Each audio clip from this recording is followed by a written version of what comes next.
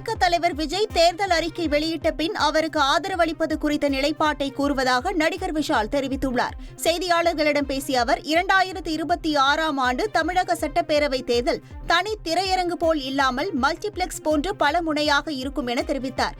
தொடர்ந்து பேசிய அவர் விஜயின் அரசியல் வருகையை வரவேற்பதாகவும் அவரது தேர்தல் அறிக்கை வெளியான பின் ஆதரவு குறித்து தெரிவிப்பதாகவும் கூறினார்.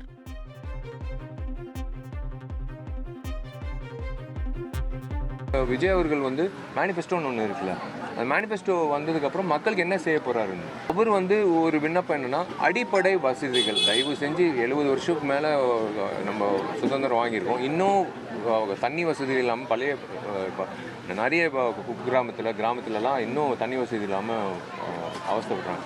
ஸோ நிறைய விஷயங்கள் இருக்குது. அந்த மேனிஃபெஸ்டோ பார்த்துட்டு நான் சொல்கிறேன். செய்திகளை உடனுக்குடன் தெரிந்து கொள்ள உடனே சப்ஸ்கிரைப் பண்ணுங்க.